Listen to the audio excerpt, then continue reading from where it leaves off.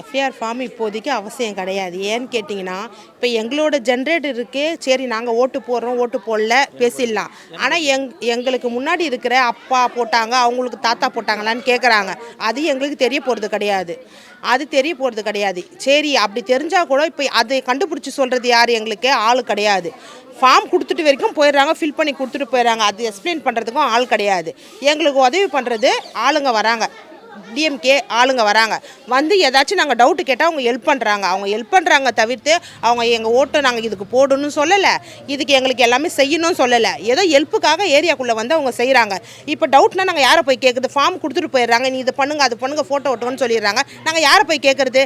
சொல்கிறதுக்கு ஆளும் கிடையாது. இல்லை அவங்க தான் எங்களுக்கு வேலை செய்யணும், இல்லை யார் வேணாலும் வந்து சொல்லலாம். ஏன்னா படித்தவங்க இருக்காங்க, படிக்காதவங்க நிறைய பேர் இருக்கிறாங்க. படித்தவங்க தான் ஃபில் பண்ணணும்னு கிடையாது. படிக்காதவங்க என்ன பண்ணுவாங்க? வீட்டில் ஆள் இருப்பாங்க, ஆள் இல்லாமல் இருப்பாங்க. அவங்க வந்து எங்களுக்கு எக்ஸ்பிளைன் பண்ணிட்டு டிஎம்கே ஆளு எங்களுக்கு சொல்கிறாங்க. அதை வந்து ஏடிஎம்கே ஆளு ஓட்டை திருடுறாங்க, அவங்களுக்கு மூவ் பண்ணுறாங்க, அவங்களுக்கு சொல்லித்தராங்க. நீங்களும் வந்து செய்யுங்க வேலை, நீங்களும் செய்யுங்க, நீங்களும் ஃபில் பண்ணி கொடுங்க. யார்கிட்ட போய் முடையிறது? இந்த ஆண்டு காலம் யார் ஆட்சி புரியுறாங்க அவங்கள தான் நாங்கள் போய் கேட்க முடியும். எங்களுக்கு இந்த மாதிரி கொடுத்துட்டு போயிட்டீங்களே, இப்போ ஒரு ஏரியாவில் ஒரு பாதிப்பு வருது, இந்த மாதிரி காவாடிச்சுன்னு இருக்குது, இந்த மாதிரி ட்ரைனேஜ் ப்ராப்ளமாக இருக்குது, தண்ணி வரல, யாரை போய் நம்ம கேட்போம்? இந்த ஏரியாவோட பொறுப்பாளரை தான் கேட்போம். இந்த மாதிரி ஃபார்ம் கொடுத்துட்டு போயிட்டாங்க. இதுக்கு நாங்கள் என்ன சொல்யூஷன் எடுக்கிறது? இது எங்களுக்கு பண்ண தெரியல, நாங்கள் போய் கேட்குறோம், அவங்க பதில் சொல்கிறாங்க. அதுதான் அவங்க வேலை. மற்றபடி அவங்க எந்த ஒரு இதுவும் ஃபார்ம் எங்களுக்கு மட்டும் கொடுத்துட்டு எங்களுக்கு ஓட்டு போடுங்க, அதிமுக கொடுக்காதீங்க, திமுக கொடுக்காதீங்க, டிவிகே கொடுக்காதீங்க, அவங்க எதுவுமே சொல்லலை.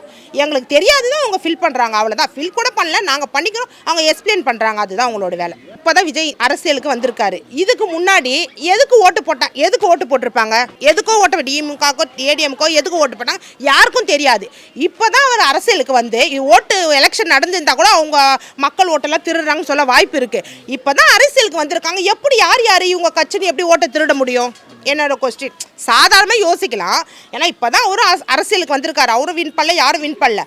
அவங்களுடைய ஆளுன்னு எப்படி தெரியும்? அவங்க ஃபார்மை எப்படி எடுக்க முடியும்? இது ஜென்ரலாக நம்ம யோசிக்க வேண்டிய கொஸ்டின். ஏன்னா வந்து அவங்க ஃபார்மை திருட முடியாது. ஏன்னா அனைத்து பேருக்கும் ஒரே ஃபார்ம் தான் ஒரே ஏரியாவில் கொடுக்குறாங்க. இதை ஏடிஎம்கே யாரும் தெரிய போகிறது, டிஎம்கே. ஏன்னா ஓட்டுன்றது தனி உரிமை.